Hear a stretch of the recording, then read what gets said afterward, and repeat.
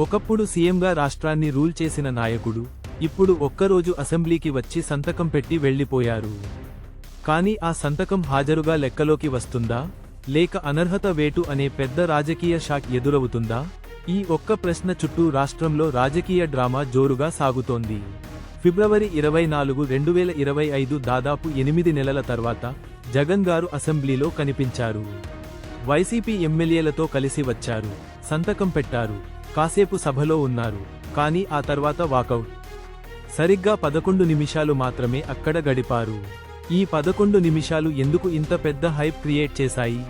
దీని వెనక ఒక పెద్ద నిబంధన ఉంది, అదే 60 రోజుల నిబంధన. ఈ నిబంధన ఏంటి? జగన్ గారు ఎందుకు ఇలా చేశారు? ఇది ఆయనను సేఫ్ జోన్లోకి తీసుకెళ్తుందా లేక డేంజర్ జోన్లోకి నెట్టేస్తుందా? రండి, ఈ విషయాన్ని లేయర్ బై లేయర్ ఓపెన్ చేద్దాం. జగన్ పులివెందులలో గెలిచిన సీఎం సీటు కోల్పోయారు. ఇది వైసీపీకి ఒక ఊహించని ఎదురుదెబ్బ.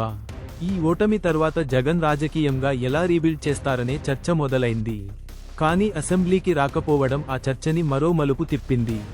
ఇక్కడ ఒక కీలకమైన పాయింట్ ఉంది. అసెంబ్లీలో ప్రతిపక్ష హోదా పొందాలంటే కనీసం 10% సీట్లు, అంటే 18 సీట్లు ఉండాలి.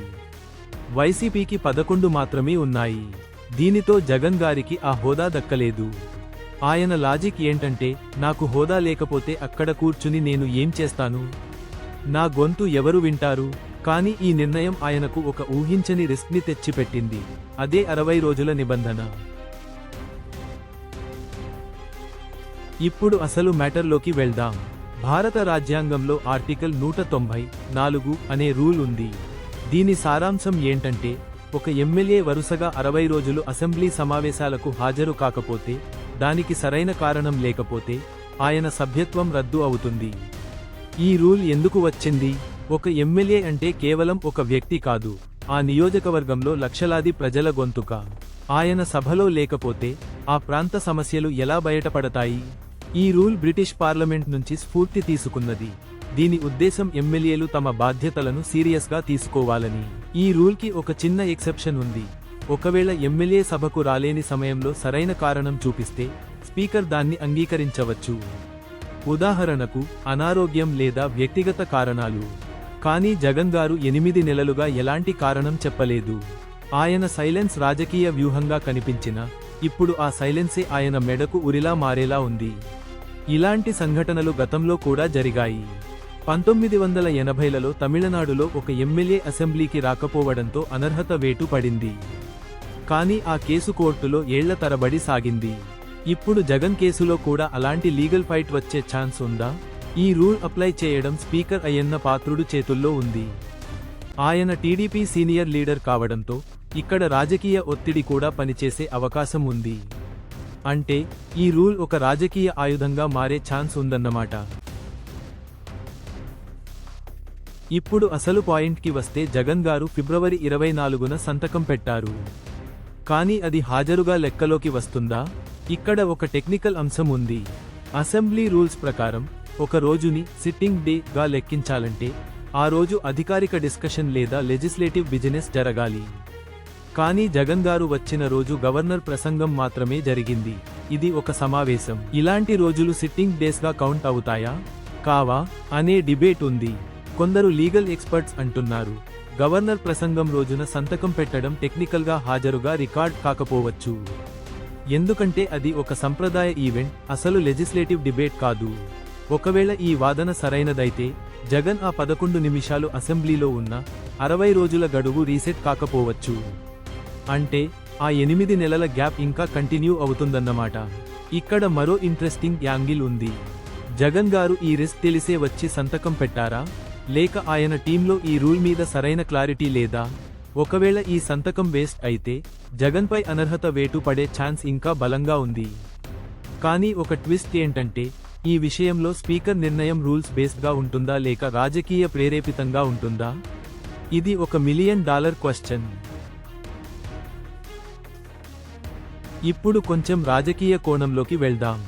2024 ఎన్నికల ఫలితాల తర్వాత వైసీపీ ఒక ఊహించని షాక్లో ఉంది.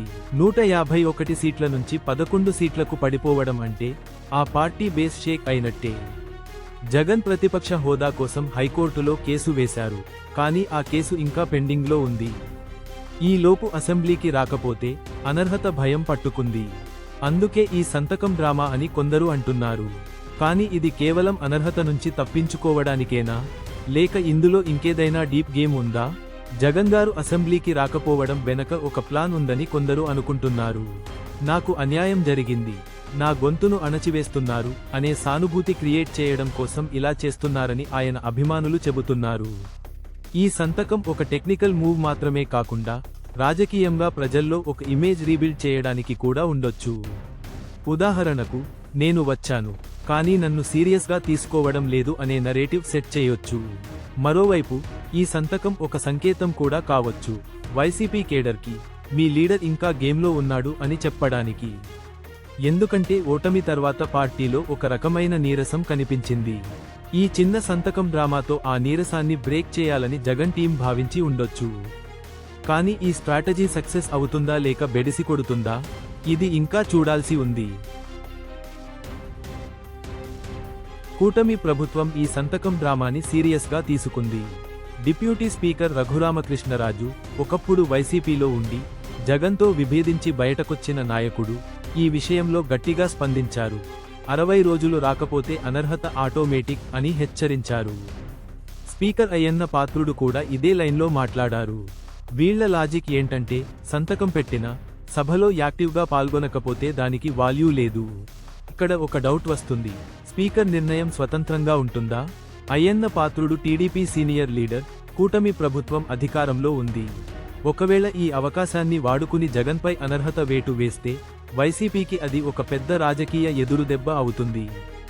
అలాగే కూటమి ఈ ఛాన్స్ని వాడుకుంటే పులివెందులలో ఉప ఎన్నిక వచ్చే అవకాశం ఉంది.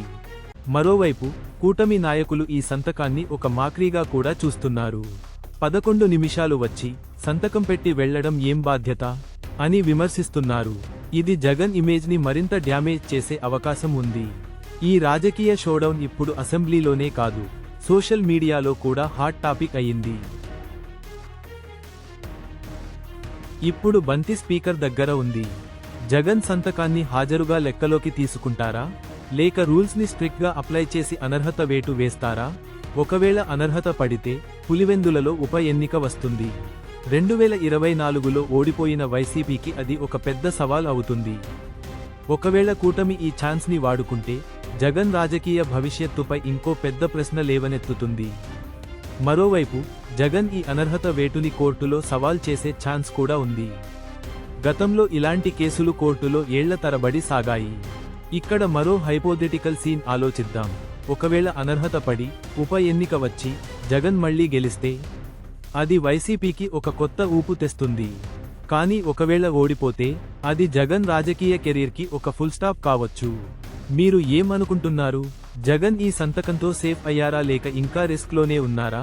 కామెంట్స్లో మీ ఒపీనియన్ చెప్పండి. ఈ వీడియో నచ్చితే లైక్ చేయడం మర్చిపోవద్దు. ఇలాంటి రాజకీయ అప్డేట్స్, ఇంట్రెస్టింగ్ స్టోరీల కోసం సబ్స్క్రైబ్ చేయండి. బెల్ ఐకాన్ ప్రెస్ చేయండి.